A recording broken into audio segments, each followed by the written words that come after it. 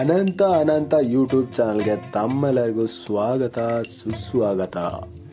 ನಮ್ಮ ಕರ್ನಾಟಕವನ್ನು ಒಂದು ರಾಜ್ಯ ಹಲವು ಜಗತ್ತು ಅಂತಾನೆ ಹೇಳ್ಬೋದು. ನಮ್ಮ ಕರ್ನಾಟಕದಲ್ಲಿ ಏನೆಲ್ಲ ಇಲ್ಲ ಹೇಳಿ ನೋಡೋಣ.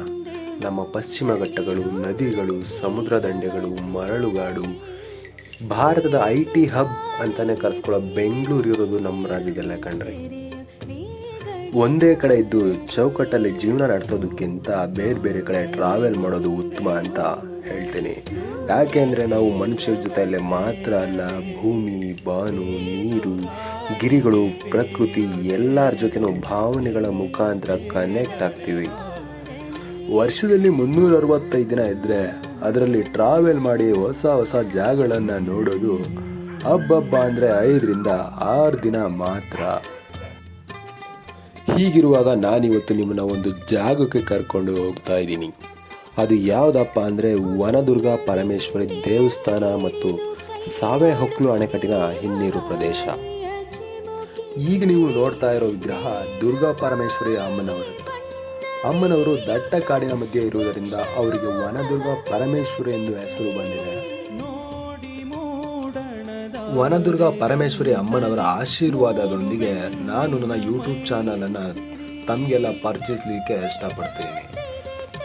ಎಲ್ಲ ಕನ್ನಡ ನೋಡುಗರು ನನ್ನ ಯೂಟ್ಯೂಬ್ ಚಾನಲನ್ನು ಸಬ್ಸ್ಕ್ರೈಬ್ ಮಾಡುವುದರ ಮುಖಾಂತರ ನನಗೆ ಬೆಂಬಲವನ್ನು ನೀಡಬೇಕು ಅಂತ ತಮ್ಮಲ್ಲಿ ಕೇಳ್ಕೊತಾ ಇದ್ದೀನಿ. ಈಗ ನೀವು ನೋಡ್ತಾ ಇರೋ ದೃಶ್ಯಗಳು ನಮ್ಮ ಕರ್ನಾಟಕದ ಪ್ರಕೃತಿ ಸೌಂದರ್ಯವನ್ನು ವರ್ಣಿಸುತ್ತವೆ. ನೀವು ಕೇಳ್ಬೋದು, ತೆಪ್ಪ ತಗೊಂಡು ಎಲ್ಲಿಗೆ ಹೋಗ್ತಾ ಇದ್ದೀರಾ ಅಂತ. ನನಗೆ ತೆಪ್ಪವನ್ನು ನಡೆಸುವುದು, ಈಜುವುದು, ಪರ್ವತಗಳನ್ನು ಏರುವುದು ಇವೆಲ್ಲ ಸರ್ವೇ ಸಾಮಾನ್ಯ. ಅಂದಹಾಗೆ ನಾನು ಈಗ ತೆಪ್ಪದಲ್ಲಿ ಹೋಗ್ತಾ ಇರೋದು ಸಾವೆಹೊಕ್ಲು ಡ್ಯಾಮ್ ಹಿನ್ನೀರು ಪ್ರದೇಶದಲ್ಲಿ.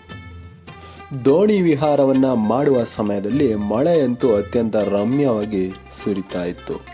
ನಾನು ಮಳೆಯಲ್ಲಿ ನೆನೀತಾ ಇದ್ದೇನೆ ಎಂಬ ಕೊರಗಿಗಿಂತ ನಾನು ಸಂತೋಷವನ್ನು 100 ಮಡಿ ಮಾಡಿಕೊಳ್ತಾ ಇದ್ದೇನೆ ಎನ್ನುವ ಭಾವನೆ ನನಗಿತ್ತು.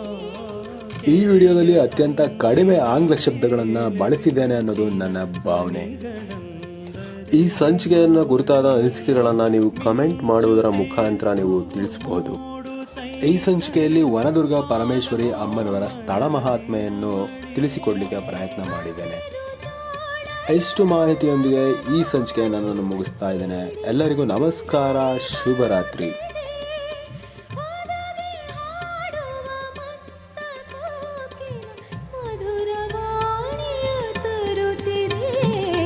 ದೋಣಿ ಸಾಗಲಿ ಮುಂದೆ ಹೋಗಲಿ, ದೂರ ತೀರವ ಸೇರಲಿ, ಬೀಸು ಗಾಳಿಗೆ ಬೀಳು ತೇಳುವ ತೆರೆಯ ಮೇಗಡೆ ಹಾರಲಿ.